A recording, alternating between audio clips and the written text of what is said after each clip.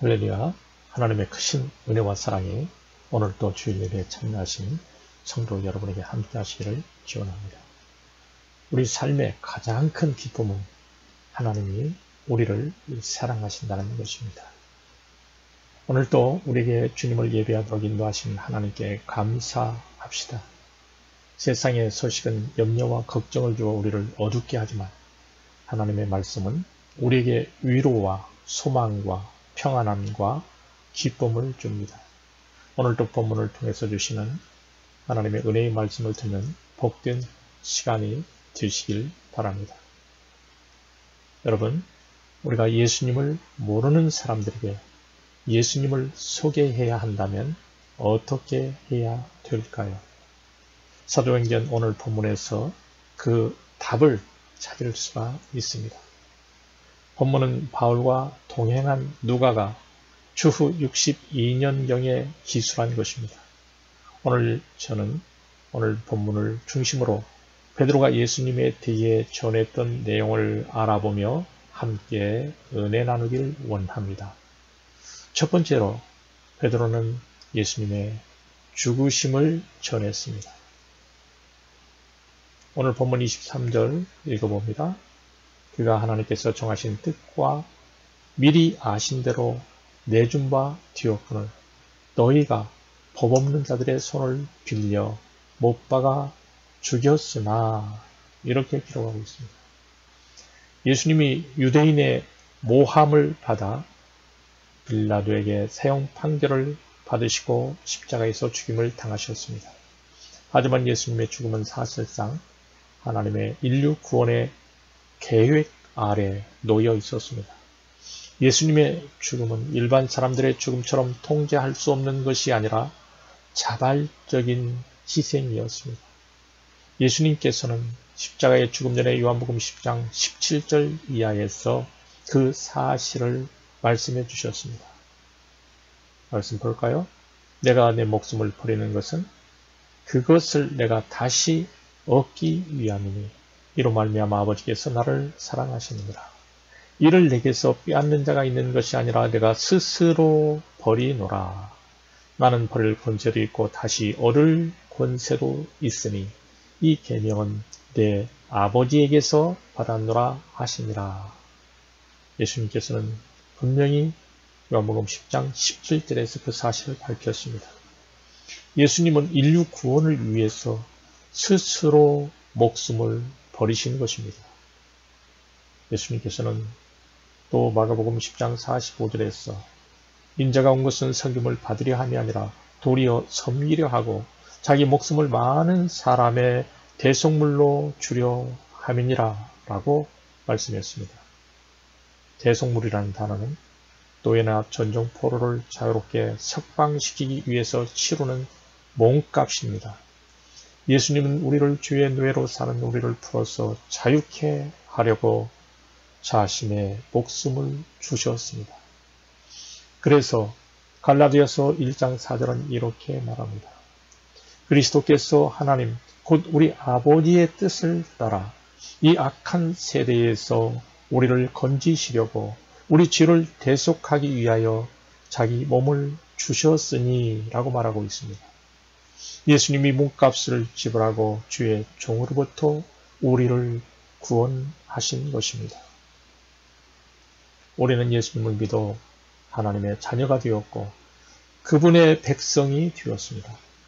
과거에는 죄의 종으로 죄가 시키는 대로 살았지만 이제는 하나님의 성령이 주장하는 사람이 되었습니다. 주님께서 주님의 몸을 주시고 죄에서 구원하셨기에 우리는 주님의 것이 된 것입니다. 그래서 나를 위해 죽으신 주님의 기뻐하시는 뜻을 따라 살아야 하는 것이 성도의 삶인 것입니다.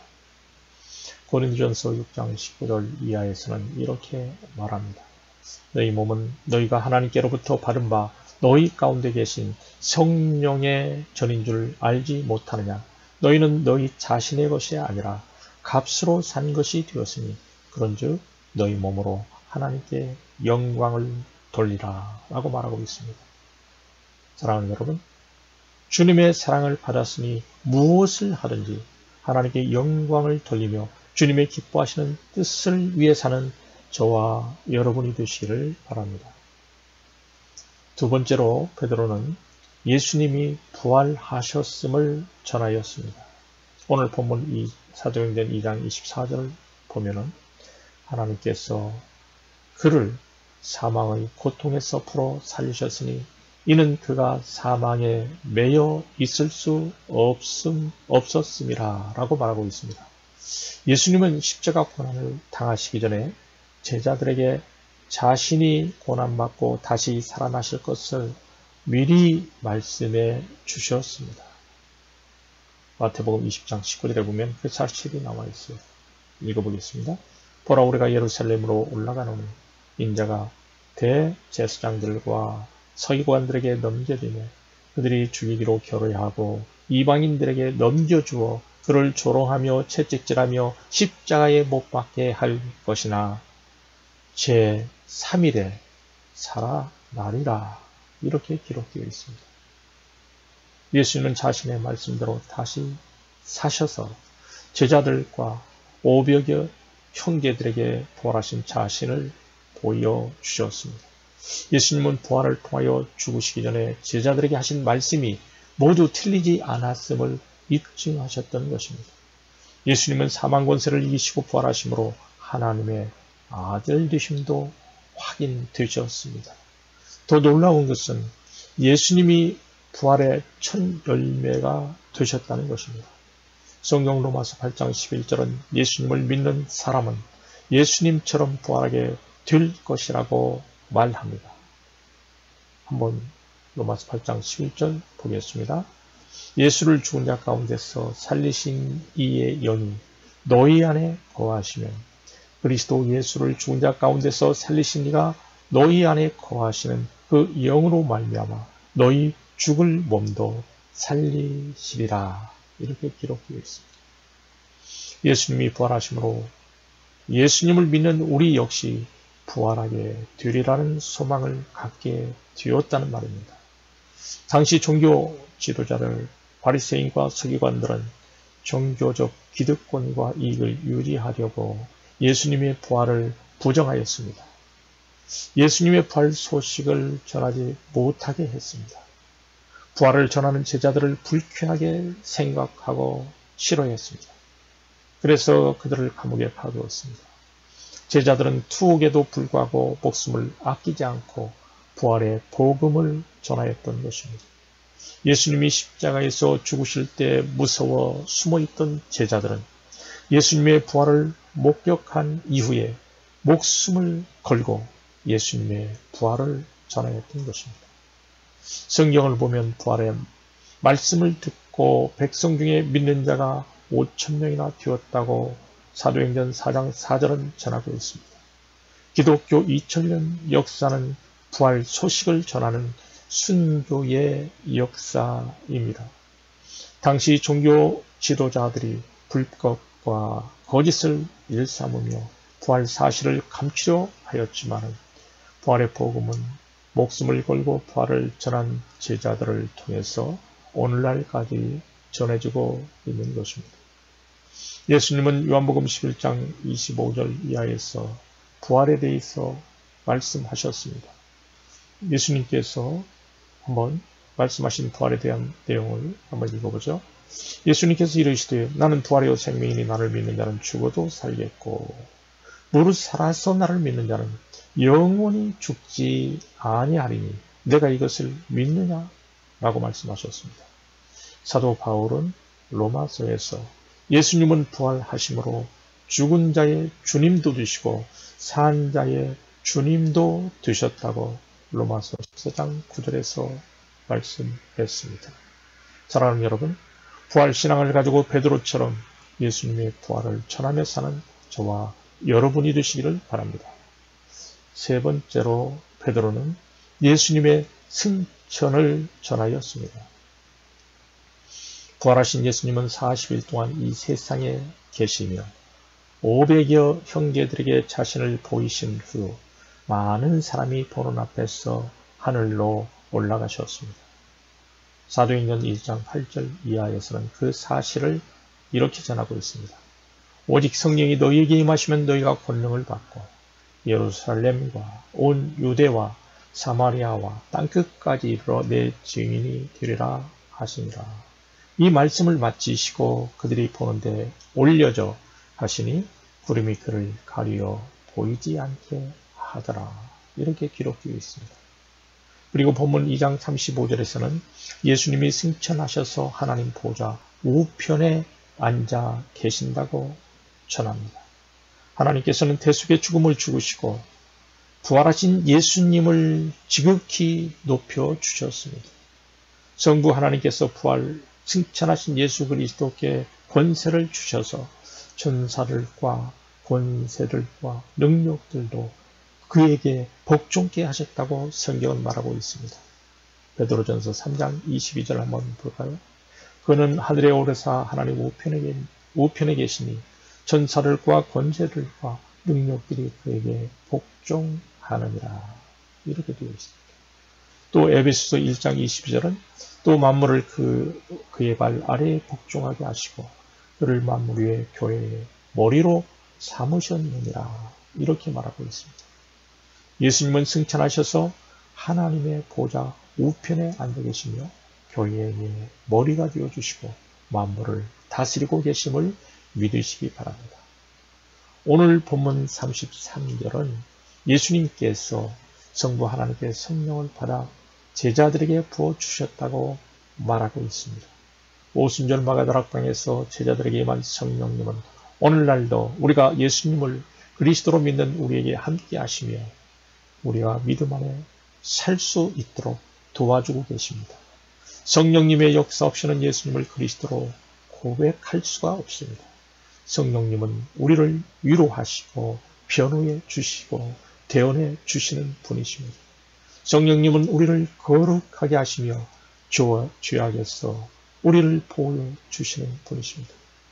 성령님은 교회를 태동시키시고 보존하시며 교회에 풍성한 생명을 주고 돕고 계시는 분이십니다. 사랑하는 여러분, 승천하신 예수님이 하나님의 보좌 우편에 앉아서 세상 모든 피조물을 다스리고 계심을 믿고 우리 삶이 어렵고 힘들더라도 성령님의 도우심 가운데 믿음으로 사시는 저와 여러분이 되시기를 바랍니다. 네 번째로 베드로는 예수님의 재림의 복음을 전하였습니다. 예수님의 재림에 관한 이야기는 성경 여러 곳에 소개되고 있습니다. 318번이나 언급되고 있습니다. 사도행전 1장 10절에 천사가 승천 상황을 지켜본 갈릴리 사람들에게 한 말이 있습니다. 한번 볼까요? 사도행전 1장 10절 이하의 말씀이죠. 올라가실 때에 제자들이 자세히 하늘을 쳐다보고 있는데 흰옷 입은 두 사람이 그들 곁에 서서 이르되 갈릴리 사람들아 어찌하여 서서 하늘을 쳐다보느냐. 너희 가운데서 하늘로 올려지신 이 예수는 하늘로 가심을 본 그대로 오시리라 하였느니라 라고 기록되어 있습니다. 예수님께서도 공생의 말기에 자신의 재림에 대해 여러 차례 언급하셨습니다. 마태복음 24장 31절 이하에서는 이렇게 말하고 있죠. 그때의 인자의 징조가 하늘에서 보이겠고 그때의 땅의 모든 족속들이 통곡하며 그들이 인자가 구름을 타고 능력과 큰 영광으로 오는 것을 보리라. 저가 큰 나팔 소리와 함께 천사들을 보내리니 그들이 그의 택하신 자들을 하늘 이 끝에서 저 끝까지 사방에서 모으리라. 이렇게 되어 있습니다. 초림의 예수님은 인류를 구속하기 위한 대속의 사명을 지니고 오셨지만 재림의 예수님은 만왕의 왕 만주의 주로 심판의 주로 오실 것입니다. 주님의 재림이 지체되는 이유는 하나님의 때가 아직 이르지 않았기 때문입니다. 하나님께서 세상 모든 사람이 구원받기를 원하시기 때문입니다. 본문에 보면 베드로가 유대인을 향해서 예수 그리스도의 죽으심과 부활과 승천과 재림을 전한 결과 사람들이 반응하기 시작하였습니다. 냉랭하였던 유대인 가운데 죄에 대한 각성이 일어나기 시작하였습니다. 그들은 베드로의 말을 듣고 마음이 찔렸습니다. 그래서 형제들아 우리가 어찌할꼬? 라고 말하였습니다. 성경에는 주님의 재림이 언제인지를 분명히 말하고 있지 않습니다. 그러나 말세의 징조 후에 재림하실 것을 분명히 언급하고 있습니다. 마태복음 24장 14절은 이렇게 말하죠. 이 천국 복음이 모든 민족에게 증언되기 위하여 온 세상에 전파되리니 그제야 끝이 오리라. 이렇게 기록되어 있습니다. 오늘날 거의 모든 민족에게 천국의 복음이 전파되고 있습니다. 온 세상에 예수님을 모르는 나라가 거의 없습니다. 우리는 주님이 오실 가까운 때에 살고 있습니다. 그래서 주님 오심을 기다리고 준비해야 합니다. 마치 신부가 신랑을 맞듯이 오실 분을 기다리며 단장해야 합니다. 우리는 성경에 나오는 슬기로운 5 처녀처럼 기름과 등불을 준비하여 신랑을 맞이해야 할 것입니다. 예수님이 죽으시고 부활하시고 승천하시고 다시 오심을 전하는 저와 여러분이 되시기를 바랍니다.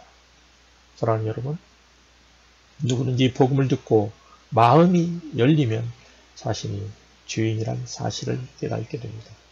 죄에 대한 진지한 각성이 일어납니다. 자신이 머물렀던 자리가 더럽고 추한 죄악의 자리였음을 깨닫게 됩니다.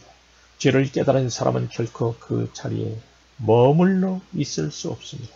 반드시 그 죄악의 자리를 떠나게 됩니다.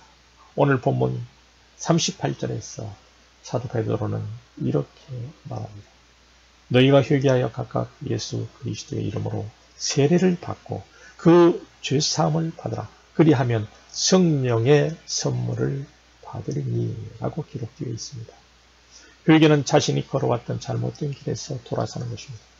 그리고 예수님이 가르쳐주신 새 길을 새로운 길로 걷는 것입니다. 오늘 본문에서 보면 베드로가 전한 복음을 듣고 자신의 죄를 아파하고 회개한 사람이 무려 3,000명이나 되었다고 말하고 있습니다. 이들이 모두 세례를 받고 신앙을 공개적으로 고백하며 그리스도인이 되었습니다. 그들은 교회 안에 들어와 사도들에게 말씀을 배웠습니다. 그들은 말씀을 따라 서로 교제하며 기도에 힘을 모았습니다. 그들이 복음의 말씀을 듣고 교제하며 기도하기에 힘쓰자 교회가 부흥되었습니다. 하나님께서는 교회를 통해서 복음이 크게 확산되게 하셨습니다. 사랑하는 여러분, 베드로가 전하는 예수님의 죽으심과 부활과 승천과 재림의 복음을 듣고 여러분은 어떤 마음이 드십니까? 예수님의 죽음과 부활 승천과 재림의 사실을 단지 아는 것으로 끝나면 의미가 없습니다. 그 사실들이 우리 일상의 삶으로 번역되고 고백되지 않으면 헛것입니다. 우리는 주님의 것으로 소유권이 바뀐 사람들입니다.